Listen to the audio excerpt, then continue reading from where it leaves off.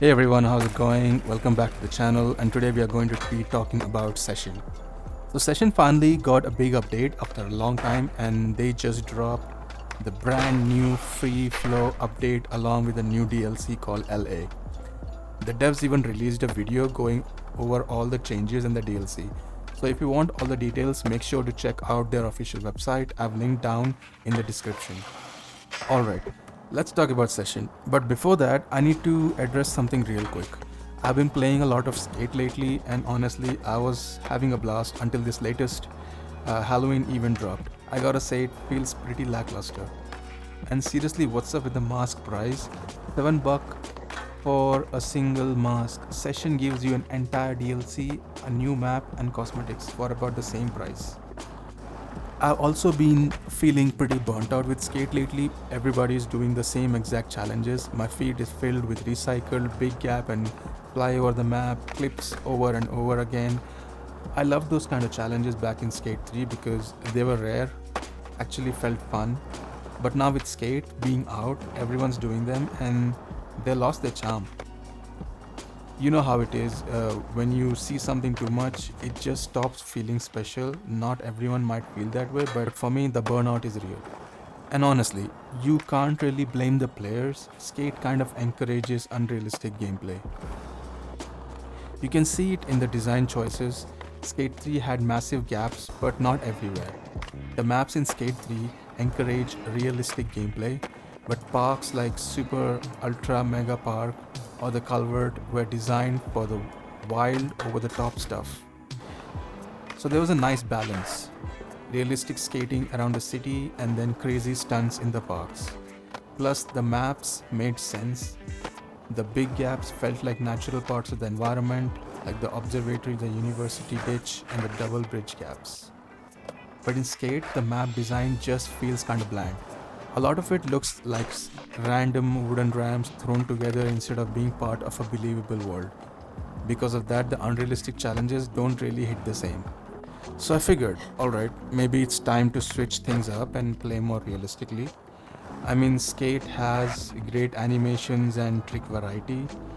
I tried it for a while, but honestly, I got bored really fast. The problem is, playing realistically in Skate isn't very challenging. You find a cool spot, do your challenge, and then spend forever hunting for the next one. It just doesn't feel rewarding. And that's where Session comes in. I played Session back when it first launched, and yeah, it had a lot of issues at the time. I ended up going back to Skate 3, and with latest release of Skate in the franchise has left a void. It's like being in a tough spot of not able to get back to Skate 3 and not enjoying due to issues with Skate. And with all the improvements Session has made, it feels like the perfect time to jump back in. The game feels much smoother now. Sure, there are some janky animations and it's missing grab and tricks, but if you're looking for a real challenge and want to skate realistically, Session is definitely worth checking out right now. Now, I'm not saying Session is better or that Skate is bad. These games are made for different audiences. I'm currently about 40 hours in the game and really enjoying it so far. My thoughts on Session come from someone who's still pretty new to it and has a lot to learn. So the gameplay footage isn't as smooth or impressive as what you see from experienced Session players. Please excuse my beginner skills, I'm just still learning. So let's go with the controls. Everyone complains about how difficult the controls are to get used to in this game, and I would say they aren't wrong, but it's a skate sim, and learning skate in real life takes even more longer, so I feel controls are justified.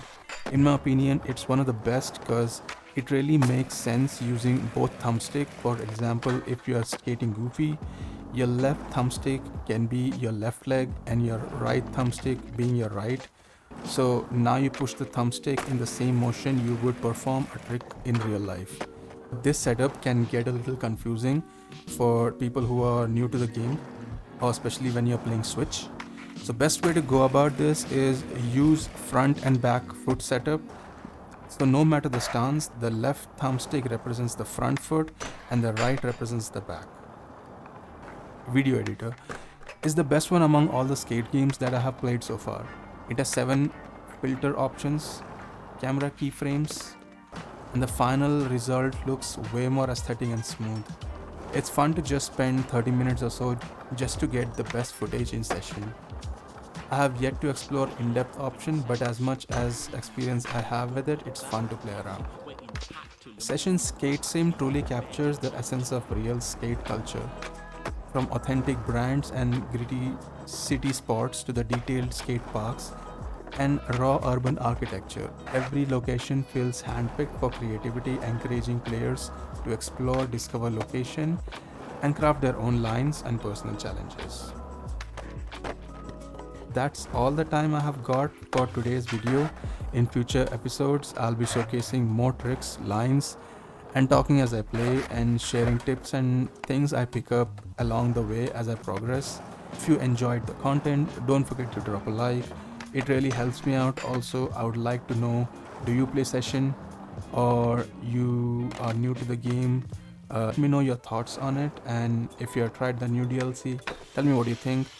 Until next time, take care, have fun, and keep skating.